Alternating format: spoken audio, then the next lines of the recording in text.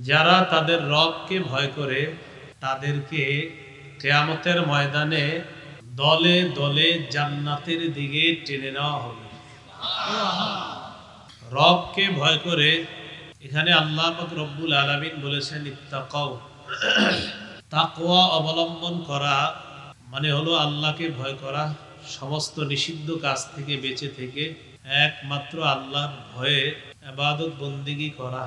আলী রাদিয়াল্লাহু তাআলা আনহু বলেন, চার জিনিসের নাম তাকওয়া। কয় জিনিসের নাম তাকওয়া? চার জিনিস। এক নাম্বার আল খাউফু মিনাল জালিল, আল্লাহকে ভয় করা। দুই নাম্বার ওয়াল আমালু বিত-তানজিল, কোরআন অনুযায়ী আমল করা। তিন নাম্বার ওয়াল কানাআতু বিল কলিল, অল্পে তুষ্ট হওয়া। চার নাম্বার ওয়াল ইস্তি'দাদু লিয়াউমির রহিল, আখিরাতের প্রস্তুতি নেওয়া। আখিরাতের প্রস্তুতি যার মধ্যে থাকবে তার জন্য গুনাহ ছেড়ে দেওয়া সহজ হয়ে যায়। আবু দাউদ শরীফের 4442 নম্বর হাদিসের বর্ণনা। রাসূলুল্লাহ সাল্লাল্লাহু আলাইহি ওয়াসাল্লামের সাহাবী বুরাইদা রাদিয়াল্লাহু তাআলা তার আব্বা থেকে একটা হাদিস বর্ণনা করেন। বুরাইদা রাদিয়াল্লাহু তাআলা আনহুর বাবা নবীজির থেকে নবীজির সাথে ঘটে যাওয়া একটা ঘটনা আমাদেরকে শোনান। أن معاذ بن مالك الأسلمي رضي الله تعالى عنه أتى رسول الله صلى الله عليه وسلم।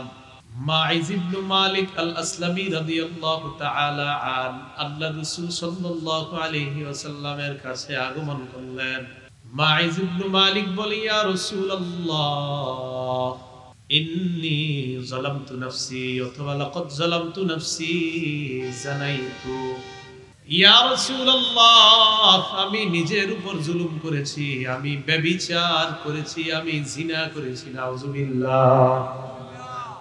ওয়া ইন্নী উরিদু আন তুতাহহিরানি, আমি চাই আপনি আমাকে পবিত্র বানায় দেন। আমি ব্যভিচার করেছি, ব্যভিচারের মাধ্যমে আমি অপবিত্র হয়ে গিয়েছি, আমি এই অপবিত্রতা থেকে পবিত্র হতে চাই, আপনি আমাকে পবিত্র বানায় দেন, আমি পবিত্র অবস্থায় আখিরাতে যেতে চাই। ফারাদ্দাহু রাসূলুল্লাহ সাল্লাল্লাহু আলাইহি ওয়াসাল্লাম, আল্লাহর রাসূল তাকে ফিরিয়ে দিলেন। না, তুমি কাজ করো না, যাও। পরের দিন আবার তিনি আল্লাহর নবীর কাছে আসলেন। আসার পর বলে, ইয়া রাসূলুল্লাহ লাকাদ জানাইতু, আমি ব্যভিচার করেছি, আমার ব্যভিচারের শাস্তি আমার উপর প্রয়োগ করে আমাকে আপনি পবিত্র বানায় দেন। ফারাদ্দাহু সানিয়া, আল্লাহর নবী তাকে দ্বিতীয় দিন আবার ফিরিয়ে দেয়। না, তুমি এটা করো না, যাও। ফারসালা রাসূলুল্লাহ সাল্লাল্লাহু আলাইহি ওয়াসাল্লাম ইলা কওমিহি, আল্লাহর নবী ওই মাইজ ইবনে মালিকের এলাকায় লোক পাঠাইলেন। নবীজির প্রতিনিধি মাইজ ইবনে মালিক আল আসলামীর এলাকায় আসার পর ওই এলাকাবাসীর কাছে জানতে চায়, তোমরা মাইজ ইবনে মালিক আল আসলামীকে চিনো কিনা, তার মাথায় কোনো সমস্যা আছে কিনা, কোনো গন্ডগোল আছে কিনা। এলাকার জনগণ জবাব দেয়, মা না'লামুহু ইল্লা ওয়াফিয়াল আকলি মিন সালিহিনা ফিমা নুরা, আমাদের জানা মতে তার মাথায় কোনো সমস্যা নাই, আমাদের মাঝে সুস্থ মানুষ যারা, এই সুস্থ মানুষদের মধ্যে তিনিও একজন সুস্থ মানুষ, সমস্যা নাই, কোনো সমস্যা নেই। তৃতীয় দিন আবার আল্লাহ নবীর কাছে আসলেন। আসার পর বলি, ইয়া রাসূলুল্লাহ, ব্যভিচার গুনাহ করেছি আমি, ব্যভিচার করেছি আমি, অপবিত্রতা থেকে পবিত্র হতে চাই, আপনি আমার উপর জিনার শাস্তি কায়েম করেন। ফারাদ্দাহু সালিসা, তৃতীয়বার আবার আল্লাহ নবী তাকে ফিরিয়ে দেয়। না, তুমি এটা করো নাই, যাও। আবার আল্লাহ নবী তার সম্প্রদায়ের কাছে লোক পাঠিয়ে দেয়। তিনি তাদের কাছে যাওয়ার পর বললেন, মাইজ ইবনে মালিকের মাথায় কোনো সমস্যা আছে কিনা। তারা জবাব দেয়, না, তার মাথায় কোনো সমস্যা নাই, মাইজ ইবনে মালিক পুরা সুস্থ মানুষ। তারা সবাই জানা দেয়, লা বাসা বিহি, কোনো সমস্যা নাই, ওয়ালা বিআকলিহি, বুদ্ধিতেও কোনো সমস্যা নাই। ফালাম্মা কানা রাবিআ, চতুর্থ দিন আবার আল্লাহ নবীর কাছে আসলেন। ফাহাফারা লাহু হুফরাতান, আল্লাহ নবী একটা গর্ত খনন করলেন। ফামারা বিহি ফারুজিমা, গর্তের মধ্যে তাকে নিক্ষেপ করা হয়। নবীজি আদেশ করলেন তাকে যেন পাথর মেরে হত্যা করা হয়। মাইজ ইবনে মালিক গর্তের মধ্যে ওই মাইজকে পাথর মেরে জিনার শাস্তি প্রয়োগ করা হয়, অপবিত্রতা থেকে পবিত্র করার ব্যবস্থা হয়ে যায়। এই হাদিসে আসছে ফাজাআতিল গামিদিয়া, গামিদিয়া গোত্রের এক নারী আল্লাহর নবীর কাছে আসছে। আসার পর বলে, ইয়া রাসূলুল্লাহ, আমি ব্যভিচার করেছি। আগে আসছে পুরুষ, এবার একজন নারী এসে কয়, ইন্নী জানাইতু ফাতাহহিরনি ইয়া রাসূলুল্লাহ, আমি ব্যভিচার করেছি, আপনি আমাকে পবিত্র করেন।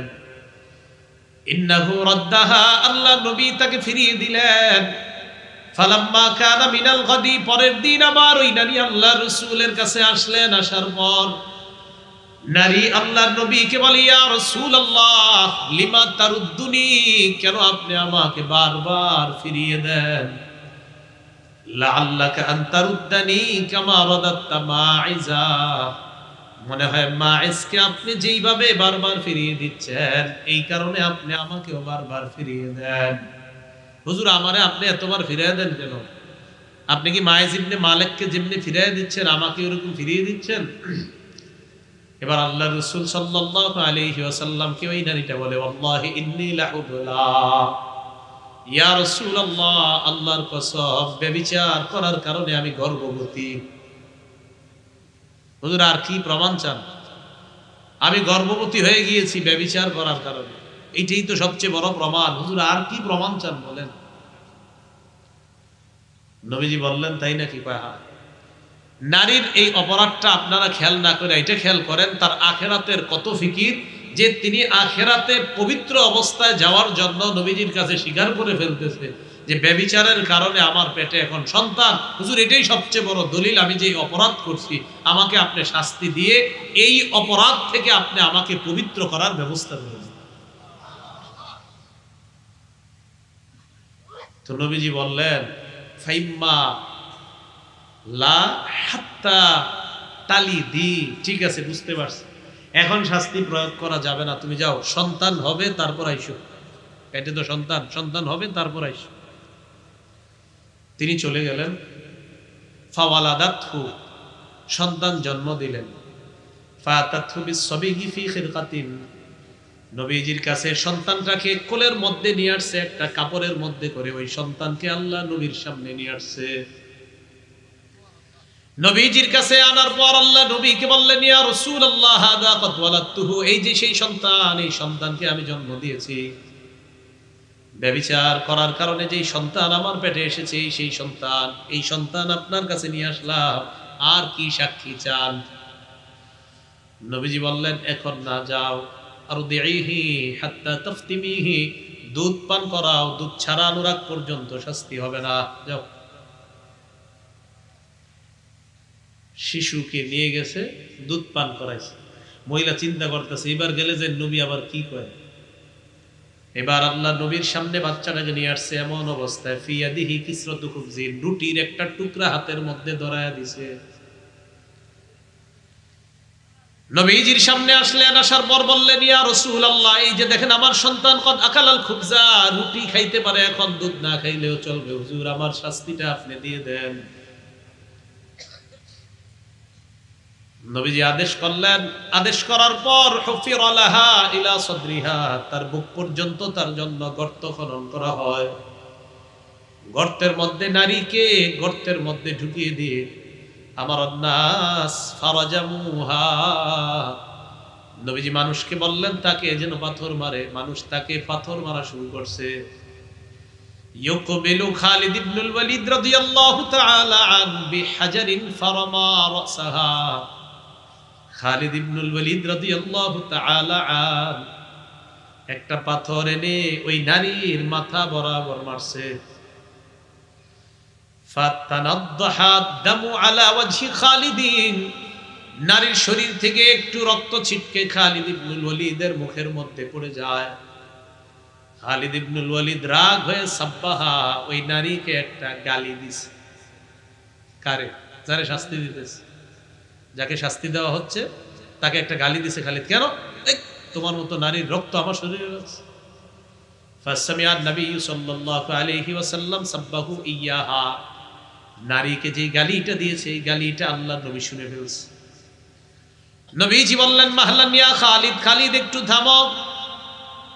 লাকাদ তাবাত তাওবাতান লাউ তাবাহা সাহিবু মাকসিন লা গুফিরা লা, এই নারী এমন একটা তওবা করছে, বান্দার হক বিনষ্টকারীরাও যদি এমন একটা তওবা করতে পারতো, লা গুফিরা লা, তাদের অপরাধ আল্লাহ মাফ করে দিতেন। সুবহানাল্লাহ। তুমি থামো খালিদ। তাহলে ওই নারী আর মাইজ ইবনে মালিক, তাদের দুইজনের আখিরাতের এত বেশি ফিকির ছিল, যার কারণে নবীজির কাছে এসে বলতেছে আমাদেরকে পবিত্র করেন, আমরা ব্যভিচার করেছি, আমাদেরকে আপনি শাস্তি দিয়ে পবিত্র করার ব্যবস্থা করেন। এটা হলো আখিরাতের ফিকির। আল্লাহ আমাদের সকলকে আখিরাত মুখী হওয়ার তৌফিক দান করেন, আমিন। তো এটাই আল্লাহ বলছেন ওয়াসিকাল্লাযীনা তাকাউ রাব্বাহুম ইলাল জান্নাতি যুমারা, যারা তাদের রবকে ভয় করেছে, তাকওয়া অবলম্বন করেছে, তাদেরকে টানতে টানতে দলে দলে কিয়ামতের ময়দানে তাদেরকে জান্নাতের দিকে নেওয়া হবে। হজের ভাষণে আল্লাহ রাসূল দাঁড়াইলেন, দাঁড়িয়ে সাহাবাদের উদ্দেশ্যে একটা ভাষণ দিলেন। عن جابر بن عبد الله رضي الله تعالى عنه قال قال رسول الله صلى الله عليه وسلم, জাবির ইবনে আব্দুল্লাহ রাদিয়াল্লাহু তাআলা আনহুর বর্ণনা, আল্লাহর নবী বলেন, ইয়া আইয়ুহান নাস ইন্না রাব্বাকুম ওয়াহিদ, হে মানুষ তোমাদের রব একজন, ওয়া ইন্না আবাকুম ওয়াহিদুন, তোমাদের বাবা একজন, আলা লা ফাদ্দালি আরাবিয়্যিন আলা আজমিয়্যিন ওয়ালা লি আজমিয়্যিন আলা আরাবিয়্যিন ওয়ালা লি আহমার আলা আসওয়াদা ওয়ালা লি আসওয়াদা আলা আহমার ইল্লা বিত্তাকওয়া। নবীজি বলেন শোনো, আরবের উপর অনারবের, অনারবের উপর আরবের, সাদার উপর কালো, কালো মানুষের উপর সাদা বা লাল মানুষের কোনো শ্রেষ্ঠত্ব নাই, তবে তাকওয়ার মাধ্যমে একটা মানুষ আল্লাহর কাছে মর্যাদাবান হয়ে যায়। আল্লাহ বলেন ইন্না আকরামাকুম ইনদাল্লাহি আতকাকুম, তোমাদের মধ্যে আল্লাহর কাছে সবচেয়ে সম্মান যে ব্যক্তিটা আল্লাহকে সবচেয়ে বেশি ভয় পায়। আরবের কোন মানুষ, সেটা অনারবের হোক, আরবের হোক, সেটা কালো মানুষ হোক, সাদা মানুষ হোক, লাল মানুষ হোক, এতে আল্লাহর কাছে কোনো মর্যাদা হয় না। তিনি কি আরবের না অনারবের, তিনি কি কালো নাকি তিনি সাদা, না। নবী বলেন যার তাকওয়া হবে, সে কালো হোক আর সাদা হোক, সে আরবের হোক আর অনারবের হোক, সে টাকাওয়ালা হোক টাকা ছাড়া হোক, তাকওয়া আছে তো আল্লাহর কাছে সবচেয়ে সম্মানিত হবে। এটা আল্লাহ বললেন ওয়াসিকাল্লাযীনা তাকাউ রাব্বাহুম, যারা তাদের রবকে ভয় করে তাদেরকে আল্লাহ ফেরেশতারা টানতে টানতে জান্নাতের দিকে নিয়ে যাবে। তো জান্নাতের সামনে নিয়ে যাবে কাদেরকে? যারা তাকওয়া অবলম্বন করে। তাকওয়া থাকে কই বলেন? কলবে। তাকওয়া কই থাকে বলেন? কলবে। আল্লাহ মুসলিম শরীফের 2564 নাম্বার হাদিসের বর্ণনা, 2564, মোট হাদিস সংখ্যা হবে 3033টা। قال رسول الله صلى الله عليه وسلم, নবীজি বলেন লা তাহাসাদু, তোমরা পরস্পর হিংসা করবা না, ওয়ালা তানাজাসু, তোমরা পরস্পর ধোঁকাবাজি করবা না, ওয়ালা তাবাগজু, পরস্পর বিদ্বেষ পোষণ করবা না, ওয়ালা তাদাবারু, একে অপরের ক্ষতি করার জন্য আড়ালে শত্রুতা করবা না। সামনাসামনি দেখা হইলে চা খাওয়া হয়, পিছনে পিছনে তারে বাঁশ দিতে চায়, আছে না নাই? সামনে চা খাওয়া, পিছনে পিছনে তার ক্ষতি করতে চায়। বাঁশ দিতে, এই শব্দটা ঠিক হয় না আমার বলা, এই শব্দটা আমি উঠাই নিচ্ছি। বাঁশ দেওয়া শব্দ এগুলা ভালো শব্দ না। সামনাসামনি তাকে চা খাওয়ায়, আড়ালে তার ক্ষতি করতে চায়, এমন মানুষ আছে কিনা? ভাই মাহফিলে এই শব্দ আমি বলা উচিত হয়নি, এটা ফিরিয়ে নিচ্ছি। বাঁশ ইত্যাদি শব্দ এগুলো মাহফিলের না। হ্যাঁ, সামনাসামনি খুব খাতির যত্ন করে, আড়ালে শত্রুতা করে, ক্ষতি করতে চায়, এই জাতীয় মানুষ কি আছে কিনা? রাসূল সাল্লাল্লাহু আলাইহি সাল্লাম বলেন, ওয়ালা তাদাবারু, তোমরা একে অপরের ক্ষতি করার জন্য আড়ালে শত্রুতা করবা না। ওয়ালা ইয়াবি' বা'দুকুম আলা বাই'i বা'দিন, একজনের কেনা বেচা চলা অবস্থায় আরেকজন কেনা বেচা করবা না। আমি ওনার সাথে কেনা বেচা করতেছি, সোয়েটারটা কত? উনি বললেন 500 টাকা, আমি বললাম 450 দিবেন কিনা। মাঝখান দিয়ে আপনি আইসা বললেন সোয়েটারটা আমার পছন্দ হয়েছে, আমি দিব 600। এটা কেমন কথা? আমাকে দুইজনের না কথা চলতেছে, এই মাঝখান দিয়ে আপনি এসে বলাটা এটা নবী নিষেধ করছেন। আমাদের তো চুক্তি চলতেছে, উনি 500 বলছে, আমি 450, মানে 500-র নিচে আলোচনা, মাঝে আপনি এসে বললেন 600, তো ওনার তো মনই পাল্টায় যাবে, কি 600 দিবে, আমারে বলবে ভাই একটু বাজারে ঘুরে আসেন, মানে মাঝখান দিয়ে আপনার দিয়েছে। নবীজি সাল্লাল্লাহু আলাইহি সাল্লাম এটা নিষেধ করছেন। এরপর নবী বলেন, ওয়াকুনু ইবাদাল্লাহি ইখওয়ানা, আল্লাহর বান্দারা তোমরা সবাই ভাই ভাই হয়ে যাও। আমাদেরকে কি হইতে বলছে? তাহলে ভাই ভাই হয়ে গেলে পরস্পর হিংসা করা যাবে না, বিদ্বেষ পোষণ করা যাবে না, শত্রুতা করা যাবে না, একে অপরের ক্ষতি করার জন্য আড়ালে শত্রুতা করা যাবে না। নবীজি পরে বলেন, লা ইয়াজলিমুহু, ভাই ভাইকে অত্যাচার করতে পারে না, ওয়ালা ইয়াখযুলুহু, ভাই ভাইকে অপদস্থ করতে পারে না, ওয়ালা ইয়াহকিরুহু, ভাই ভাইকে তুচ্ছ-তাচ্ছিল্য করতে পারে না। নবীজি বললেন, তোমরা সবাই ভাই ভাই হয়ে যাও, ভাই ভাইকে জুলুম করবে না, ভাই ভাইকে অত্যাচার করবে না, ভাই ভাইকে অপদস্থ করবে না, ভাই ভাইকে তুচ্ছ-তাচ্ছিল্য করবে না। আল্লাহ নবী বলেন, বিহাসবি ইমরিইম মিনাশ শাররি আইয়াহতিরা আখাহুল মুসলিম, একটা মানুষ খারাপ হওয়ার জন্য এতটুকুই যথেষ্ট, অন্য কোন মুসলমান ভাইকে অন্যের সামনে তুচ্ছ-তাচ্ছিল্য করা। আমি ওনাকে কারো সামনে অপমান করলাম, আমি খারাপ হওয়ার জন্য এতটুকুই যথেষ্ট। নবীজি বলতেছেন, তুমি খারাপ হওয়ার জন্য এতটুকু যথেষ্ট, তুমি তোমার একটা মুসলমান ভাইকে অন্যের সামনে তুমি তুচ্ছ করলা, তাচ্ছিল্য করলা, তুমি খারাপ হওয়ার জন্য এতটুকু যথেষ্ট। আমি নবী না তোমাদেরকে ভাই বানায়া গেলাম, তুমি কিভাবে আরেক ভাইকে তুচ্ছ তাচ্ছিল্য করলা? তো নবীজি বলতেছেন, এক ভাই আরেক ভাইকে তুচ্ছ তাচ্ছিল্য কিভাবে করো?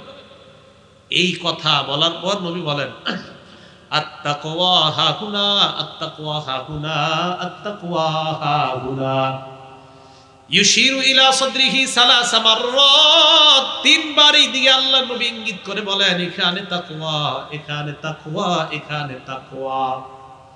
নবী বুঝাইতে চায়, তোমার কলবে যখন আল্লাহর ভয় থাকবে তুমি হিংসা করবা না, তোমার কলবে যখন আল্লাহর ভয় থাকবে পরস্পর শত্রুতা করবা না, কলবের মধ্যে যখন আল্লাহর ভয় থাকবে ভাই ভাইকে জুলুম করবা না, অপদস্থ অপমান করবা না। এরপর নবী বলেন, কুল্লুল মুসলিমি আলাল মুসলিমি হারাম দামুহু ওয়া মালুহু ওয়া ইরজুহু, এক মুসলমানের জন্য আরেক মুসলমানের রক্ত, এক মুসলমানের জন্য আরেক মুসলমানের সম্পদ, এক মুসলমানের জন্য আরেক মুসলমানের ইজ্জত আমি নবী হারাম ঘোষণা করলাম। তুমি কারো সম্পদ লুণ্ঠন করবে না, কারণ সে তোমার ভাই। তুমি অপর মুসলমানের রক্তপাত করবে না, কারণ সে তোমার ভাই। তুমি অপর মুসলমানের সম্পদ লুণ্ঠন করবে না, আমি নবী না তোমাদেরকে ভাই বানায়া দিয়ে গেলাম। তুমি অপর মুসলমানের ইজ্জত কারো সামনে নষ্ট করবে না, আমি নবী না তোমাদেরকে ভাই বানায়া দিছি, তুমি কিভাবে তার ইজ্জত নষ্ট করবা? তো এই জন্য নবী বলেন, এখানে তাকওয়া, এখানে তাকওয়া, এখানে তাকওয়া। যখন তাকওয়া থাকবে তখন আরেক মুসলমানের সাথে মুসলমানের এই অধিকারগুলা সংরক্ষণ করা সহজ হয়ে যাবে। বুখারীর ৬৭ নাম্বার হাদিসের বর্ণনা, হজের সময় রাসূল সাল্লাল্লাহু আলাইহি সাল্লাম ক্বাদা আলা বাঈরিহি, ওটের পিঠের উপরে নবীজি সাল্লাল্লাহু আলাইহি সাল্লাম বসলেন, ওটের পিঠে। আমসাকা ইনসানুন বিখিতাবিহি আও বিজিমামি, একজন সাহাবী আল্লাহ রাসূলের উটের লাগাম ধরে আছে। লাগাম বুঝছেন তো? হ্যাঁ, রশি। কি সুন্দর কথা কইছেন, রশি। রশিটা ধরে রাখছে, আমরা গরু রাখি, ছাগল রাখি না, এরকম এরকম ধরে রাখছে। নবীজি ওটের উপর বসা, আল্লাহ নবীর ওটের ওই ওটের লাগাম ধরে রাখছে, রশি ধরে রাখছে একজন। সাহাবাদেরকে আল্লাহ নবী বললেন, আইয়ু ইয়াউমিন হাযা, সাহাবারা বলো আজকে কোন দিন? জিলহজ মাসের 10 তারিখে বলেন তো আমরা কি বার, কোন দিন জানি? কুরবানির দিন। সাহাবাদেরকে আল্লাহ নবী বললেন, ও সাহাবারা বলো আজকে কোন দিন? সাহাবারা সবাই চুপ হয়ে রইলেন।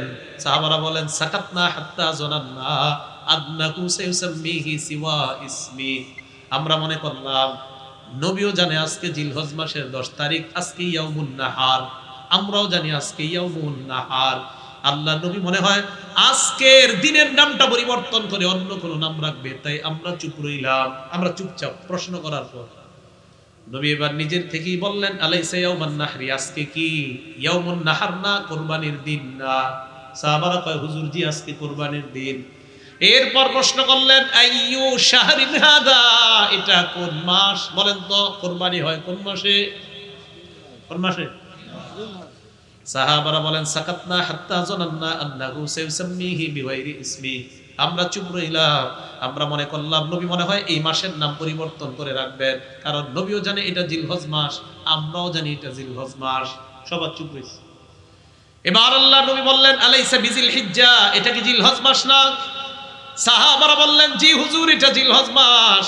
আল্লাহ নবী বললেন, ইন্না দিমাআকুম ওয়া আমওয়ালাকুম ওয়া আ'রাদাকুম হারামুন বাইনাকুম কাহুরমাতি ইয়াউমিকুম হাযা ফি শাহরিকুম হাযা ফি বালাদিকুম হাযা। আল্লাহ নবী বলেন, যেমনি ভাবে এই মক্কা সম্মানিত, জিলহজ মাস সম্মানিত, আজকে জিলহজের দিন যেমন সম্মানিত, তেমনি ভাবে আমি নবী তোমাদের জন্য এক মুসলমানের রক্ত অপর মুসলমানের কাছে, এক মুসলমানের সম্পদ অপর মুসলমানের কাছে, এক মুসলমানের ইজ্জত আরেক মুসলমানের কাছে এই মক্কার সম্মানের মতো আমি সম্মানিত বলে ঘোষণা করলাম। মক্কা যেমন সম্মানিত, মুসলমানের রক্ত তোমার কাছে তেমন সম্মানিত। মক্কা যেমন সম্মানিত, মুসলমানের সম্পদ তেমন সম্মানিত। মক্কা জিলহজ মাস আর জিলহজের 10 দিন যেমন সম্মানিত, এক মুসলমানের ইজ্জত তুমি মুসলমানের কাছে আমি নবী এমন সম্মানিত ঘোষণা করে দিলাম। তো নবী বলেন, এটা তখন সম্ভব হবে এখানে যখন তাকওয়া থাকবে। কি থাকবে? আল্লাহর ভয় যখন থাকবে, তখন রাতের আড়ালে, রাতের অন্ধকারে এক মুসলমান আরেক মুসলমান ভাইয়ের প্রজেক্টে বিষাক্ত কিছু ছেড়ে দিবে না তার মাছগুলা নষ্ট করার জন্য, তার মাঝে আল্লাহর ভয় থাকবে। ভাই কথাগুলা বুঝে আসছে? তাহলে প্রথম অংশ বুঝলাম আমরা, ওয়াসিকাল্লাযীনা তাকাউ রাব্বাহুম, যারা তাদের রবকে ভয় করে তাদেরকে টেনে টেনে জান্নাতের দিকে নেওয়া হবে কিয়ামতের মাঠে। এরপর আল্লাহ বলেন, হাত্তা ইযা জাউহা ওয়া ফুতিহাত আবওয়াবুহা ওয়া ক্বালা লাহুম খাজানাতুহা, তারা যখন জান্নাতের দরজার কাছে যাবে, জান্নাতের সবগুলা দরজা যখন খুলে দেওয়া হবে, ওয়া ক্বালা লাহুম খাজানাতুহা সালামুন আলাইকুম তিবতুম ফাদখুলুহা খালিদিন। জান্নাতের রক্ষী ফেরেশতারা বলবে, তোমরা পুত পবিত্র, তোমাদের উপর সালাম, তোমাদেরকে সালাম, তোমাদের প্রতি সালাম। ফেরেশতারা জান্নাতীদেরকে সালামের মাধ্যমে, ওই মুত্তাকিদেরকে সালাম দিয়ে সালামের মাধ্যমে জান্নাতের দিকে স্বাগত জানিয়ে বলবে, ফাদখুলুহা খালিদিন, চিরস্থায়ী বসবাসের ঠিকানা জান্নাতে তোমরা প্রবেশ করে নাও। জান্নাতে প্রবেশ করো। তাহলে জান্নাতে অভিবাদন জানানো হবে সালামের মাধ্যমে। কিসের মাধ্যমে? সালাম। সালাম দেননি আপনারা একজন আরেকজনকে? আসলে দেন? সালাম মানে কি বলেন না? এই সালাম শান্তি কমে যাওয়ার কারণে অশান্তি বাড়ছে। সালাম মানে কি? এই শান্তি কমলে অশান্তি আসবে।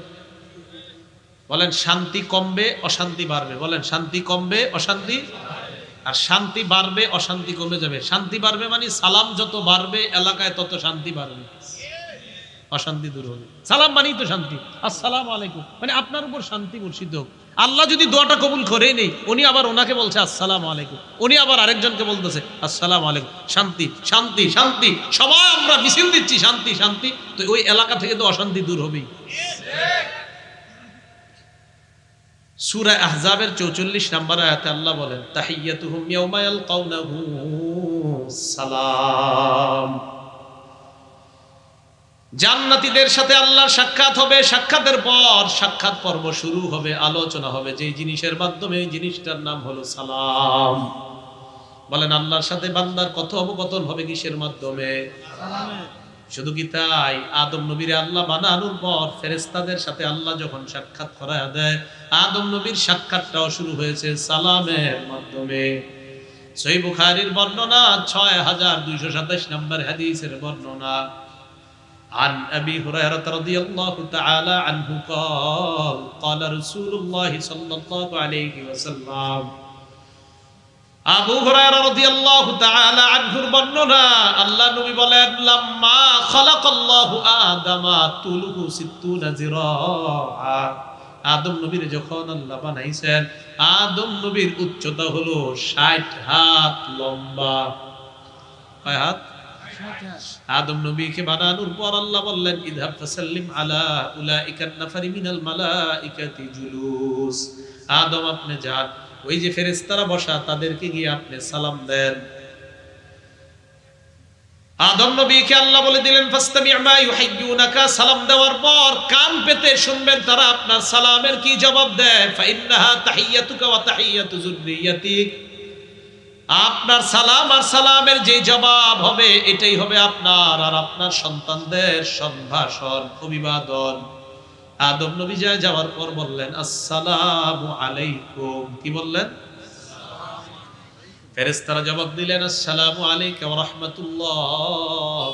আদম নবী দোয়া করলেন আপনাদের উপর শান্তি বর্ষিত হোক। ফেরেশতারা জবাব দিলেন আদম তোমার উপর শান্তি এবং আল্লাহর রহমত বর্ষিত হোক। পার্থক্য কি হয়েছে বলেন তো? আদম নবীর সালাম আর ফেরেশতাদের জবাবে পার্থক্য কোনটা হয়েছে? রাহমাতুল্লাহ। তাহলে উত্তম হলো যিনি সালাম দিবে আসসালামু আলাইকুম, জবাব যিনি দিবেন তিনি একটু উত্তম ভাবে বাড়িয়ে জবাব দেওয়া। আমি আপনার জন্য শান্তির দোয়া করলাম, আপনি জবাবে আমার জন্য শান্তি সহ আরো কিছুর দোয়া করেন। তাহলে বলেন তো আল্লাহর সাথে সাক্ষাৎ পর্ব কিসের মাধ্যমে? ফেরেশতাদের সাথে আদম নবীর সাক্ষাৎ কি দিয়ে? জান্নাতে জান্নাতীদেরকে ঢুকানো হবে কি বলে? একটা কিতাব আছে নাম সহিহুত তারগিব, এই কিতাবের 2720 নম্বর হাদিস, 2720 নম্বর হাদিসের বর্ণনা। এই হাদিসের বর্ণনাকারী সাহাবীর নাম হুযায়ফা রাদিয়াল্লাহু তাআলা। উনি কি বলে দেখেন, কি আজীব এক হাদিস। عن حذيفة رضي الله تعالى عنه قال قال رسول الله صلى الله عليه وسلم, হুযায়ফা রাদিয়াল্লাহু তাআলা আনহুর বর্ণনা, আল্লাহর নবী বলেন ইন্নাল মুমিনা ইযা লাকিয়াল মুমিনা, কোন মুমিন যখন অন্য কোন মুমিনের সাথে সাক্ষাৎ করে, সাক্ষাৎ করার পর ফাসাল্লামা আলাইহি, প্রথমেই সালাম দেয়, সালাম দেওয়ার পর ওয়া আখাযা বিয়াদিহি, হাত ধরে, ফাসাফাহা, মুসাফা করে, কি করে? মুসাফা করে। এই দেখেন এক মুসলমান আরেক মুসলমানের সাথে দেখা হইলো, সালাম দিল, হাত ধরলো, মুসাফা করলো। দুজন ধরেন তো আপনারা দেখেন এটার ফায়দা কি করতেছে। এইভাবে যখন মুসাফা করবেন, তানাসারাত খাতায়াহুমা কামা ইয়াতানাসারু ওয়ারাকুশ শাজার, নবীজি বলেন কোন মুসলমান অন্য কোন মুমিনের সাথে দেখা হওয়ার পর, সাক্ষাতের পর সালাম দিবে, দেওয়ার পর হাত ধরবে, মুসাফা করবে, গাছের পাতা যেমন ঝরে পড়ে যায়, তাদের দুইজনের গুনাহগুলো তেমন ঝরে পড়ে যায়। কিসের মতো গুনাহ ঝরে পড়ে? গাছের পাতার মতো। বুখারীর বর্ণনা 12 নম্বর হাদিস। এক ব্যক্তি নবীজির কাছে আসছে, আসার পর বললেন আন্না রাজুলান সাআলান নবী সাল্লাল্লাহু আলাইহি ওয়াসাল্লাম আইয়ুল ইসলামি খায়রুন ইয়া রাসূলুল্লাহ, ইসলামের কোন রীতি নীতি উত্তম আপনার কাছে জানতে চাই। নবীজি বললেন তুতিমুত তাআম ওয়া তাকরাউস সালাম আলা মান আরাফতা ওয়া মান লাম তারিফ, এক নাম্বার তুমি অন্যকে খাবার খাওয়াও, দুই নাম্বার যাকে চিনো যাকে চিনো না তাকে তুমি সালাম দাও। তোমার এই দুইটা কাজ ইসলামের শ্রেষ্ঠ রীতিনীতির অন্তর্ভুক্ত হয়ে যায়। খাবার খাওয়ানো, সালাম দেওয়া। মুসলিম শরীফের 54 নম্বর হাদিস। এই হাদিসটা মন দিয়ে শোনেন। ক্বালা রাসূলুল্লাহ সাল্লাল্লাহু আলাইহি ওয়াসাল্লাম, নবীজি বলেন লা তাদখুলুনাল জান্নাতা হাত্তা তুমিনু, তোমরা জান্নাতে যাবে না যতক্ষণ ঈমানদার না হও। ওয়ালা তুমিনু হাত্তা তাহাব্বু, ততক্ষণ ঈমানদার হতে পারবা না যতক্ষণ একে অপরকে মুহাব্বত না করবা। আওয়ালা আদুল্লুকুম আলা শাইইন ইযা ফাআলতুমুহু তাহাবাবতুম, আমি কি এমন একটা আমলের কথা বলবো না যে আমলটা যদি তোমরা করো তোমাদের মাঝে অটোমেটিক মুহাব্বত বেড়ে যাবে।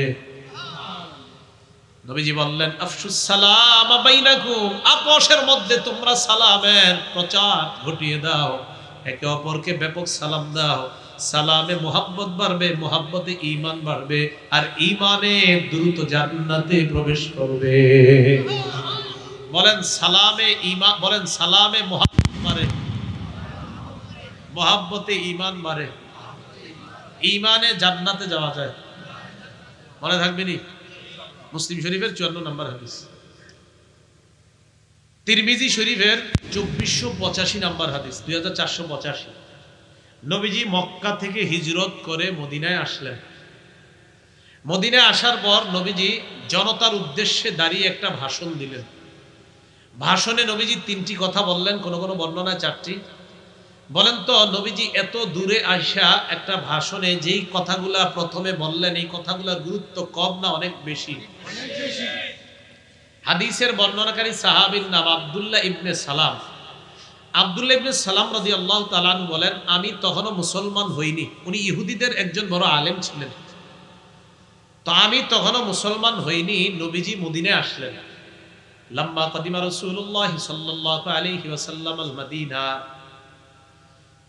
নবীজি যখন মদিনায় আসলেন, ইন জাফালান নাসু ইলাই, জনগণ দলে দলে আল্লাহ রাসূলকে দেখার জন্য রওনা করছে। ওয়াকিলা কাদিমা রাসূলুল্লাহ, কাদিমা রাসূলুল্লাহ, কাদিমা রাসূলুল্লাহ সাল্লাল্লাহু আলাইহি ওয়াসাল্লাম। আল্লাহ নবী যখন মদিনায় আসলেন, জনগণ নবীকে দেখার জন্য সবাই রওনা করছে। একের পর এক মানুষ যায় আর বলে আল্লাহ রাসূল মদিনায় আসছে, আল্লাহ রাসূল মদিনায় আসছে। এই কথা বলতে বলতে সবাই নবীজির কাছে যায়। মুসলমানরাও দেখতে যায়, অমুসলমানরাও আল্লাহ নবীকে দেখতে যায়। দেখি কেমন মদিনায় আসছে নবী, উনি কেমন একটু দেখতে যাই, এরকম দেখতে গেছে। আব্দুল্লাহ ইবনে সালাম বলেন, ফাজিতু ফিন্নাস লিআনজুরা ইলাই, আমিও গেলাম মানুষের সাথে তাকে দেখার জন্য, দেখি দেখতে কেমন। আব্দুল্লাহ ইবনে সালাম বলেন, আমি যখন মানুষের মাঝে দাঁড়িয়ে আল্লাহ নবীর দিকে দেখলাম, ফালাম্মা ইস্তাবানতু ওয়াজহা রাসূলিল্লাহি সাল্লাল্লাহু আলাইহি ওয়াসাল্লাম, আমি যখন তার চেহারা মুবারকটার দিকে প্রথম তাকাইলাম, তাকানোর পর আরাফতু আন্না ওয়াজহাহু লাইসা বিওয়াজহিন কাজ্জাব, চেহারাটা দেখেই বুঝে ফেললাম এটা কোনো মিথ্যাবাদীর চেহারা হতে পারে না। আমি চেহারাটা দেখেই বুঝছি, কারণ তিনি তো অন্য ধর্মের আলেম, তিনি তখনও মুসলমান না। তিনি বলেন ওনার চেহারাটা দেখেই বুঝছি এটা কোনো মিথ্যাবাদীর চেহারা হতেই পারে না। কাফেররা নবীকে মিথ্যাবাদী বলছে, গণক বলছে, জাদুঘর বলছে, তো উনি দেখে বলতেছে না, অসম্ভব, হতেই পারে না, উনি এমন মানুষ। আব্দুল্লাহ ইবনে সালাম বলেন, আল্লাহ রাসূল জনগণের উদ্দেশ্যে দাঁড়াইলেন, দাঁড়িয়ে বললেন, আইয়ুহান নাস আফশুস সালাম। মক্কা থেকে মদিনায় আসলেন, আসার পর ভাষণ দেওয়ার জন্য দাঁড়িয়ে প্রথম কথাটাই বললেন, মানুষ তোমরা শান্তির প্রচার করে দাও। কিসের প্রচার করো? সালামের প্রচার করো। সালাম মানে শান্তি। শান্তির যত প্রচার হবে অশান্তি তত দূর হবে। সহি শুদ্ধ ভাবে হইতে হবে। কিভাবে বলেন? আসসালামু আলাইকুম, আসসালামু আলাইকুম। আসেনি এরকম বলে না? আসসালামু আলাইকুম। এই সালামের সাথে তামাশা, সালামের সাথে আমার এত কষ্ট লাগে মাঝে মাঝে। মানে অনেক মানুষ আছে তারা সর্বশিক্ষায় শিক্ষিত, সালামটা আর ইন্না লিল্লাহি ওয়া ইন্না ইলাইহি রাজিউনটা এটা ভুলভাবে পড়তে হবে। খবর পড়ে সব সুন্দরভাবে পড়ে, কিন্তু ইন্না লিল্লাহটা অশুদ্ধভাবে পড়ে। কেন? আপনার একটা মুসলমান, আপনি ইন্না লিল্লাহটা একটু শুদ্ধ করে শিখতে পারলেন না? রাজিউনের জায়গায় রাজিউন, রাজিউন কি পড়তেছে না পড়তেছে, কত কষ্টের কথা। মানে আমার ইংরেজিটাও খুব সুন্দর, আমার বাংলাটা সুন্দর, আমার সব উচ্চারণটা সুন্দর, আমার আরবিটাও সুন্দর। বিষয়টা তো এমন হওয়া উচিত ছিল না। শৈশব থেকেই তো আমার কোরআন, আমার কায়দা, আমার আমপারা শুদ্ধ হওয়া দরকার ছিল, কারণ আমি একজন মুসলমান।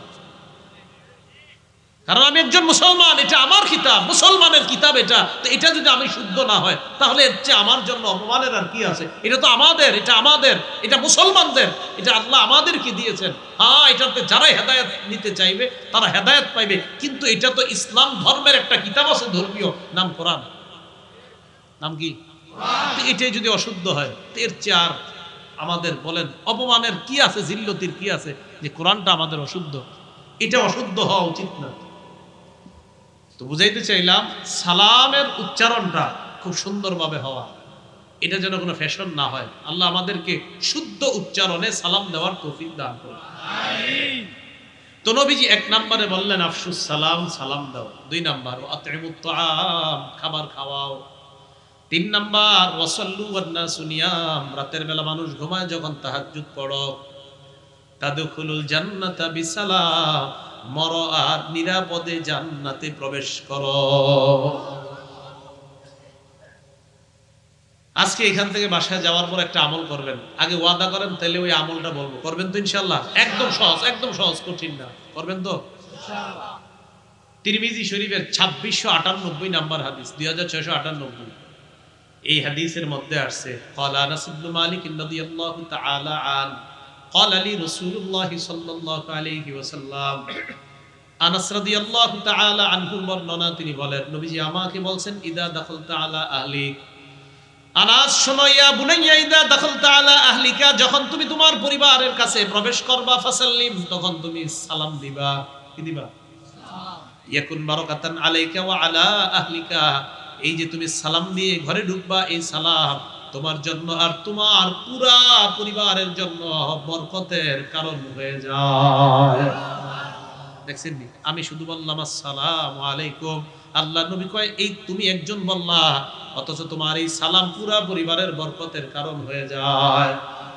যুবকরা এখন সালাম দিবে দূরের কথা, আব্বার সাথে মুসাফা করবে দূরের কথা, আম্মারে সালাম দিতে লজ্জা পায়, আব্বারে সালাম দিতে লজ্জা পায়, বিবিরে সালাম দিতে লজ্জা পায়, পরনারীকে সালাম দিতে মজা পায়। আব্বার সাথে আবার মুসাফা করে কিভাবে? হুজুর কি বললেন? আরে আব্বার সাথে যে আপনি মুসাফা করলেন, সহিহ তারগিবের 2720 নম্বর হাদিসে কি জানলেন? আপনি আপনার আব্বার সাথে আসসালামু আলাইকুম বলে মুসাফা করার অর্থ হলো বাপ ছেলে দুজনের গুনাহগুলা গাছের পাতার মতো ঝরে পড়ে গেছে। কোন ছেলে যদি তার বাবাকে সালাম দিতে লজ্জা পায়, এর অর্থ হলো ওই ছেলে এতে লজ্জিত তার বাবার উপর শান্তি হোক। সালাম মানে কি? আরে সালাম মানে কি? তো এক ছেলে তার আব্বাকে সালাম দিতে লজ্জা পাওয়ার অর্থ হলো সে খুবই লজ্জিত, তার বাবার শান্তি হোক। মাকে সালাম দিতে লজ্জা পাওয়ার অর্থ হলো হুজুর আমি খুব লজ্জিত, আমার আম্মার উপর শান্তি হোক, এটাতে আমি খুব লজ্জিত। স্ত্রীকে সালাম দিতে লজ্জা পাওয়ার অর্থ হলো হুজুর আমার বিবির উপর শান্তি বর্ষিত হোক, একে আমি খুবই লজ্জিত। তা আপনি তো লজ্জিতই। আপনার যদি লজ্জা লাগে আব্বারে সালাম দিতে, তা সালাম মানি তো শান্তি। আপনার আব্বাকে সালাম দিতে লজ্জা পাওয়ার অর্থ হলো আপনার আব্বার উপর শান্তি হোক, এতে আপনি লজ্জিত। ঠিকের আওয়াজ আস্তে হওয়ার কারণ তো আমি জানি। তাহলে বলেন বাবার শান্তি চান? আর সবাই চান? আব্বারে সালাম দিবেন, আম্মারে সালাম দিবেন, বিবিরে সালাম দিবেন, ভাইকে সালাম দিবেন, বোনকে সালাম দিবেন। আরে এদেরকে সালাম দেওয়ার অর্থ হলো আপনি তাদের জন্য শান্তি চাওয়া। কয় হুজুর বিয়ে করছি 15 বছর, স্বামী স্ত্রীর মাঝে সুখ নাই, 15 বছরে একদিন সালাম দিছিনি দুইজনরে? না দেই নাই। আরে সালাম দেন না একজন আরেকজনকে, তো শয়তান তো অশান্তি লাগায় রাখবে। সালাম দেন স্বামী স্ত্রীকে, দুইজনকে, শান্তির ঝর্ণা বয়ে যাবে। সালাম দেন দুইজন, সালাম দেন, সালাম আসসালামু আলাইকুম, বিবিরে বললেন শান্তি হোক। বিবি যাওয়ার সময় বলতেছে আসসালামু আলাইকুম, ইবলিস টেনশনে পড়ে যায় যে আমাকে ঝগড়া লাগামু কিভাবে। এরা যেই পরিমাণ শান্তির দোয়া করতেছে, অশান্তির সুযোগ এখানে হবে না। সালাম দেন, বিবিরে সালাম দেন। আল্লাহ আমল করার তৌফিক দান করুন। আমিন। আবু দাউদ শরীফের 5197 নাম্বার হাদিসের বর্ণনা, আবু উমামা রাদিয়াল্লাহু তাআলা আনহু বলেন, আন আবি উমামা রাদিয়াল্লাহু তাআলা আনহু قال قال رسول الله صلى الله عليه وسلم, আবু উমামা রাদিয়াল্লাহু তাআলা আনহুর বর্ণনা, আল্লাহর নবী বলেন, ইন্না আউলান নাস বিল্লাহ মান বাদাহুম বিসসালাম।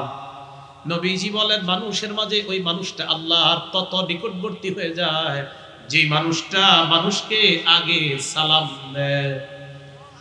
এই এলাকার যে ব্যক্তি আগে সালাম দেওয়ার অভ্যাস, নবী বলেন ওই মানুষটা আল্লাহর তত নিকটবর্তী চলে যায়। যেই মানুষ আগে সালাম দেয় ওই মানুষটা আল্লাহর সবচাইতে নিকটবর্তী হয়ে যায়। আবু দাউদ শরীফের 5195 নাম্বার হাদিসের বর্ণনা, عن عمران بن حسين رضي الله تعالى عنه قال جاء رجل إلى رسول الله صلى الله عليه وسلم, এক ব্যক্তি আল্লাহর নবীর কাছে আসলেন, আসার পর আল্লাহর নবীকে বললেন আসসালামু আলাইকুম। কি বলছে? বাস এটুকু বলছে। ফারাদ্দা আলাইহিস সালাম, নবী তার সালামের জবাব নিলেন। সুম্মা জালাসা, সালামের জবাব নেওয়ার পর লোকটা বসে যায়। নবী বললেন আশারুন, তার আমল নামায় 10 নেকি। আবার আরেকটা লোক আসলেন, আসার পর বললেন আসসালামু আলাইকুম ওয়া রাহমাতুল্লাহ। ফারাদ্দা আলাইহিস সালাম, নবী তার সালামের জবাব নিলেন, লোকটা বসে যায়। এবার নবী বললেন 20 নেকি। আসসালামু আলাইকুম 10, আসসালামু আলাইকুম ওয়া রাহমাতুল্লাহ 20। আবার আরেকজন আসলেন, আসার পর বললেন আসসালামু আলাইকুম ওয়া রাহমাতুল্লাহি ওয়া বারাকাতুহু। নবী সালামের জবাব নিলেন, তিনি বসে যায়। আল্লাহ নবী বললেন সালাসুনা 30। কত? 30। আবু দাউদ শরীফের 5196 নম্বর হাদিসের বর্ণনা। এক ব্যক্তি আল্লাহ নবীকে এসে বললেন আসসালামু আলাইকুম ওয়া রাহমাতুল্লাহি ওয়া বারাকাতুহু ওয়া মাগফিরাতুহু। নবী বললেন 40। কত বললেন? এই 40 পর্যন্তই পাওয়া যায়। তাহলে একজন আরেকজনকে কি সালাম দিব? দিব তো ইনশাআল্লাহ। সালাম দিবেন কিনা দেখেন, একটা হাদিস শুনেন। এই হাদিস শোনার পর আপনারা চিন্তা করবেন সালাম দিবেন কিনা। বুখারীর 3820 নম্বর হাদিসের বর্ণনা, 3820 নম্বর হাদিসের বর্ণনা। নবীজির সাথে জিবরিল আলাইহিস সালাম কথা বলতেছে। তো জিবরিল আমিন কথা বলার এক পর্যায়ে বলতেছে ইয়া রাসূলুল্লাহ হাযিহি খাদিজা আতাতকা, হুজুর আপনার বিবি খাদিজা আসতেছে। সুবহানাল্লাহ। জিবরিল আমিন নবীজিরে বলতেছে হুজুর আপনার বিবি খাদিজা আসতেছে। মাআহা ইনাউন, খাদিজার সাথে একটা পাত্র আছে, একটা বাটি আছে, খানা নিয়ে আসতেছে। ফিহি দামুন আও তাআমুন আও শারাব, বাটির মধ্যে হয়তো তরকারি, হয়তো খাবার, না হয় পানি আছে। দেখেন না দেশ গ্রামে অনেকে কাজ করে, তার বিবি পোটলা দিয়ে কেমনে জানি খানা নিয়ে আসে, বা ওই কৃষক যারা কাজ করে অনেক খানা নিয়ে আসে না, আইনা মাঠে বসে বসে খায়। খাদিজা রাদিয়াল্লাহু তাআলা আনহা পাত্র দিয়ে কি জানি নিয়ে আসতেছে। আর এই সংবাদ জিবরিল আমিন বলে হুজুর আপনার বিবি খাদিজা আসতেছে। এখন জিবরিল আমিন কয় হুজুর খাদিজা যখন আপনার কাছে আসবে, ফাইদা হিয়া আতাতকা, খাদিজা যখন আপনার কাছে আসবে, ফাকরা আলাইহা সালাম মির রাব্বিহা ওয়া মিন্নি, খাদিজা আপনার কাছে আসার পর খাদিজাকে আপনি জানায়া দিবেন খাদিজার রবের পক্ষ থেকে আর আমি জিবরিল আমিনের পক্ষ থেকে খাদিজাকে সালাম। আল্লাহ খাদিজারে কি দিছে? তাহলে আল্লাহ একজন দুনিয়ার নবী না, নবীর একজন উম্মতকে, আল্লাহ নবীর একজন উম্মতকে সালাম দিলেন। তাহলে সালামের গুরুত্বটা কি কম না অনেক বেশি? আল্লাহ একটা মানুষকে সালাম দিছে। খাদিজা রাদিয়াল্লাহু তাআলা আনহাকে সালাম দিছে। সহিহ বুখারী তিরমিজি শরীফের 3882 নম্বর হাদিস, 3882। এই হাদিসে আসছে আম্মাজান আয়েশা সিদ্দিকার সাথে নবীজি আছেন। তো আম্মাজান আয়েশাকে বললেন আয়েশা ইন্না জিবরিল ইয়াকরাউ আলাইকিস সালাম, আয়েশা জিবরিল তোমারে সালাম দিছে। আম্মাজান আয়েশা কয় হুজুর জিবরিল আমারে বলছে সালাম, আপনি জিবরিলকে জানায়া দেন ওয়া আলাইহিস সালাম ওয়া রাহমাতুল্লাহ, জিবরিল আমার জন্য শান্তির দোয়া করছে, আমি জিবরিল আমিনকে সালামের জবাব দিলাম, আল্লাহ যেন তার উপর শান্তি এবং রহমত বর্ষিত করে। হুজুর আমি ডাবল দোয়া করে দিছি, জানায়া দেন জিবরিল শুধু শান্তির দোয়া করছে, আমি শান্তি আর রহমতের দোয়া ডাবল দোয়া করছি। দেখছেন নি ফেরেশতা আর মানুষের দোয়া আদান প্রদান হয়, সালাম দিন না, দিয়েন না সালাম, দিবেন নি ইনশাআল্লাহ, আল্লাহ তৌফিক দান করেন আমিন। এবার মুসলিম শরীফের একটা হাদিস শুনেন, 2162 নম্বর হাদিস। ক্বালা রাসূলুল্লাহ সাল্লাল্লাহু আলাইহি ওয়াসাল্লাম, নবীজি বলেন হাক্কুল মুসলিমি আলাল মুসলিমি সিত্তুন, এক মুসলমানের উপর আরেক মুসলমানের 6টা হক। বলেন কয়টা? 6টা। এক নাম্বার ইদা লাকিতাহু ফাসাল্লিম আলাইহি, যখন তুমি মুসলমানের সাথে সাক্ষাৎ করবা প্রথমে সালাম দিবা। কি দিবা? সালাম। তাহলে মুসলিম শরীফের হাদিস থেকে জানলাম সালাম দেওয়া, উনি যে আমার সালামের জবাব দিবে এটা কই আছে? সালাম দেওয়া আছে মুসলিম শরীফের হাদিস, ওনারে যে আমি সালাম দিলে উনি জবাব দিবে এটা কই আছে? বুখারীর 1240 নম্বর হাদিস আছে। সুবহানাল্লাহ। মুসলিমে আছে সালাম দেওয়া, আর বুখারীর 1240 নম্বর হাদিসে আছে রদ্দুস সালাম, সালামের জবাব দেওয়া। তাহলে মুসলিম শরীফের হাদিস থেকে জানলাম মুসলমান মুসলমানের হক সালাম দেওয়া, বুখারীর হাদিস থেকে জানলাম মুসলমান মুসলমানের হক সালাম দিলে জবাব দেওয়া। মনে থাকবে নি? তাহলে এক নাম্বার দেখা হইলে সালাম দিবা। 2 নাম্বার ওয়াইদা দাআকা ফাজিবহু, মুসলমান যখন তোমাকে দাওয়াত দেয় তার দাওয়াতে তুমি সাড়া দিবা। এর মানে যে কোনো দাওয়াতে আপনি যাবেন এমনটা না, যেই দাওয়াতে গেলে আপনার ঈমান হরণ হওয়ার আশঙ্কা আছে ওই দাওয়াতে যাওয়া যাবে না। যেখানে গেলে আপনি জানেন নিশ্চিত নাচ হবে, গান হবে, সেখানে যাওয়ার পর আরো কিছু হতে পারে, এইসব জায়গায় যাওয়া যাবে না। তাহলে দাওয়াত দেওয়া, গ্রহণ করা এটা মুসলমানের হক, তবে বুঝে শুনে। 3 নাম্বার, কোন মুসলমান যখন তোমার কাছে কল্যাণ কামনা করে, তার কল্যাণ কামনা করা। মুসলমান আপনার কাছে যদি পরামর্শ চায়, ভালো পরামর্শ দেওয়া। আইছে ভাই আমি ব্যবসা করব, আপনি তো বড় ব্যবসায়ী, আমার একটু পরামর্শ দেন। আপনি চিন্তা করলেন আমারও কাপড় ব্যবসা, ও কাপড় ব্যবসা দিতে চায় না, ওরে কিছু পরামর্শ দেই যাতে এই বাজার থেকে 1 সপ্তাহের মধ্যে ভাগে। এখন আপনি এমন পরামর্শ দিচ্ছেন, এ ভাবতেছে যে মনে হয় আগামী 3 দিনে কোটিপতি হয়ে যাবে। ঘটনা চক্রে আপনি পরামর্শ দিচ্ছেন 7 দিনে যাতে ব্যবসা একদম লস খায়। তা আপনি এই যে পরামর্শটা দিলেন একটা মুসলমান ভাইকে, নবীজি বলছে না, তোমার কোনো মুসলমান ভাই তোমার কাছে কল্যাণ কামনা করলে, পরামর্শ চাইলে, নসিহত চাইলে, ভালো উপদেশ দেওয়া, নসিহত করা, না পারলে তুমি কিছু বইলো না, কিন্তু খারাপ উপদেশ দিও না, খারাপ পরামর্শ দিও না। তাহলে পরামর্শ চাইলে ভালো পরামর্শ দেওয়া এটা আপনার হক। নবীরা পরামর্শ দিতেন, নবীরা কল্যাণ কামনা করতেন। সূরা আরাফের 60, 61, 62, সূরা আরাফের 66, 67, 68, সূরা আরাফের 79, সূরা আরাফের 93 নম্বর আয়াত, 4 নবীর ব্যাপারে আল্লাহ বলেছেন। সূরা আরাফের 60, 61, 62 তে আল্লাহ নূহ আলাইহিস সালাতু ওয়াস সালামের সম্পর্কে বলে, নূহ নবীর জাতি নূহ নবীরে কয়, ইন্না লানারাকা ফি দালালিম মুবিন, নূহ আমরা তোমাকে, আমার নবীর যদি সুন্নতটা পালন করেন, এই হাঁচি আসলে আপনি মুখে হাত রাখলেন, দেখেন মুখে হাত রাখলে আওয়াজ কি হয় না হালকা হয়? নবীজির সুন্নত পালন করে মুখে হাত রাখলে হাঁচির আওয়াজ অটোমেটিক হালকা হয়ে যায়। তাহলে 1 নাম্বার মুখে হাত দেওয়া বা কাপড় দিয়ে চেপে ধরা, 2 নাম্বার হাঁচিটা আস্তে দেওয়া। আর হাঁচি আস্তে দেওয়ার অনেকগুলো উপকারিতা। পাশের ব্যক্তি ঘুমায় আছে, আপনার জোরে হাঁচিতে অনেক ঘুমান্ত ব্যক্তি উঠা যায়। আদা আখাহুল মুসলিম, কোন মুসলমান যখন তার অসুস্থ মুসলমান ভাইকে দেখতে যায়, অসুস্থ মুসলমানকে দেখতে যাওয়ার পর লাম ইয়াজাল ফি খুরফাতিল জান্নাহ হাত্তা ইয়ারজিআ, এই যে আপনি আরেক মুসলমান ভাইকে দেখতে গেলেন, দেখতে যাওয়ার পর আপনি আবার আপনার এলাকায় আসা পর্যন্ত আপনি জান্নাতের ফল পাড়তেছিলেন। মোটরসাইকেলে গেছেন, অটোতে গেছেন, টাকা পয়সা একটু খরচ হয়েছে, নবীজি কয় কি খরচ করলা, তুমি তো জান্নাতের ফল পাড়তেছিলা সারাক্ষণ। তিরমিজি শরীফের 2008 নম্বর হাদিসের বর্ণনা। এই মজিদপুরের কেউ, যে কঠিন নাম মনে রাখে, আরেকটা কোন, গাজীপুর, আচ্ছা মজিদপুর আর গাজীপুর, এই মজিদপুর থেকে গাজীপুর গেলেন। তো এই যে মজিদপুর থেকে গাজীপুর গেলেন দেখতে, তিরমিজি শরীফের 2008 নম্বর হাদিসটা শুনেন। নবীজি বলেন, মান আদা মারিদন, কোন মুসলমান যখন তার অসুস্থ মুসলমান ভাইকে দেখতে যায় আল্লাহকে খুশি করার জন্য, একজন ফেরেশতা তাকে রাস্তায় ডাক দিয়ে 3টা কথা বলে, সুবহানাল্লাহ।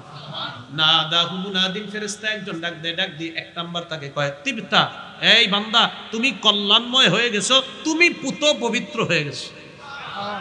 অসুস্থ ব্যক্তিরে না যে দেখতে গেছে, যে দেখতে গেছে তাকে। 2 নাম্বার, ওয়া তাবা মামশাক, এই যে মজিদপুর থেকে গাজীপুর আসলা, এই আশাটা তোমার কল্যাণময়।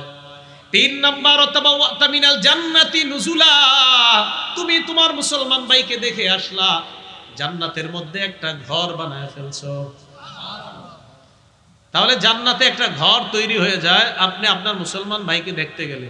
তিরমিজি শরীফের আরেকটা হাদিস না শুনলে তো এটার ফলাফলটা বুঝবেনই না। 969 মানে কি 969 হাদিস নাম্বার 969, কত হয়? 969 না, এই তো, হ্যাঁ, 2 পাশে 2টা 9, মাঝে একটা 6, 969, যাতে মনে রাখতে পারেন। ক্বালা রাসূলুল্লাহ সাল্লাল্লাহু আলাইহি ওয়াসাল্লাম, নবীজি বলেন, মা মিন মুসলিমিন ইয়াউদু, মুসলিমান কোন মুসলমান যখন কোন মুসলমান অসুস্থ মুসলমানকে দেখতে যায়, গুদওয়াতান সকালবেলা যদি দেখতে যায়, ইল্লা সাল্লা আলাইহি 70 আলফা মালাকিন হাত্তা ইউমসিয়া, সন্ধ্যা পর্যন্ত আপনার জন্য 70,000 ফেরেশতা দোয়া করে। সুবহানাল্লাহ। ওয়া ইন আদাহু আশিয়াতান, যদি সন্ধ্যাবেলা দেখতে যান, ইল্লা সাল্লা আলাইহি 70 আলফা মালাকিন হাত্তা ইউসবিহা, পরের দিন সকাল পর্যন্ত 70,000 ফেরেশতা আপনার জন্য দোয়া করবে। সুবহানাল্লাহ। নবীজি বলেন, শুধু তাই নয়, ওই বান্দার জন্য একটা ফলের বাগান জান্নাতে তৈরি হয়ে যায়। অসুস্থ মানুষ মুসলমানকে দেখতে যাবেন তো, এটা হলো 5 নাম্বার হক। 6 নাম্বার, ওয়া ইদা মাতা ফাত্তাবিহু, কোন মুসলমান মারা গেলে তাকে দেখতে যাবেন, মানে তার জানাজায় যাবেন। জানাজায় যাওয়ার পর আপনি তার লাশটার সাথে থাকবেন, ওই লাশের জানাজায় যাবেন, জানাজা পড়ার পর এরপর কবর পর্যন্ত যাবেন, যাওয়ার পর বাসায় আসবেন। যদি এই দুইটা কাজ করতে পারেন, 1 নাম্বার জানাজা, 2 নাম্বার কবর পর্যন্ত গেলেন, যাওয়ার পরের পর আসলেন, কয় কাজ? 2 কাজ। 1 নাম্বার জানাজা, 2 নাম্বার দাফন। 1 নাম্বার জানাজা, 2 নাম্বার দাফন। বুখারীর বর্ণনা, 47 নাম্বার হাদিসের বর্ণনা, মানিত্তাবা জানাজাতা মুসলিমিন ঈমানাও ওয়া ইহতিসাবা। কোন মুসলমান যখন কোন মুসলমানের জানাজায় যায় ঈমানের সাথে আর সওয়াবের আশায়, ওয়া কানা মাহু হাত্তা ইউসাল্লা আলাইহা ওয়া ইয়াফরুগা মিন দাফনিহা, 1 নাম্বার জানাজায় অংশগ্রহণ করে, 2 নাম্বার দাফন কাজে অংশগ্রহণ করার পর আসে বাসায় আয়েশা আপনার বিবিকে বলবেন, কি বলবেন? ইন্নাহু ইয়ারজিউ মিনাল আজরি বিকিরাতাইন কুল্লু কিরাতিন মিসলু জাবালি উহুদ। বিবি আয়েশা বলবেন, বিবি আমার, আমি 2 উহুদ পাহাড় সমপরিমাণ সওয়াব নিয়ে বাসায় আসছি। কারো জানাজায় যাবেন আর লাশ দাফন পর্যন্ত অংশগ্রহণ করবেন, সহিহ বুখারী 47 নম্বর হাদিসে নবী বলেন 2টা উহুদ পাহাড় সমপরিমাণ সওয়াব নিয়ে বাসায় আসবেন। এখন কথা হলো আপনার ব্যস্ততা, আপনি জানাজায় যেতে পারবেন, কবর পর্যন্ত যেতে পারবেন না, হয় না এরকম? শুধু জানাজা পড়ে চলে আসলেন। নবীজি বলেন যদি কেউ শুধু জানাজা পড়েও চলে আসে, তার আমল নামায় 1 উহুদ সমপরিমাণ সওয়াব আল্লাহ দান করবে। মনে থাকবেনি কথাগুলা? তাহলে যে তাকওয়া অবলম্বন করবে তাকে জান্নাতের দিকে টেনে নেওয়া হবে, সালামের মাধ্যমে অভিবাদন জানানো হবে। তাকওয়া আর সালাম 2টি বিষয় আমরা জানলাম। আমাদের সকলকে যেন আল্লাহ মুত্তাকি বানিয়ে দেয়, সালামের যেন ব্যাপক প্রচার প্রসার, আর মুসলমানের যে 6টা হক, এই হকগুলো আদায় করে কবরে আমরা যেতে পারি, জান্নাতে যেমন আবার আপনাদের সাথে আমি সাক্ষাৎ করতে পারি। আল্লাহ তৌফিক দান করেন। আমিন ওয়া আখিরু দাওয়ানা আলহামদুলিল্লাহি।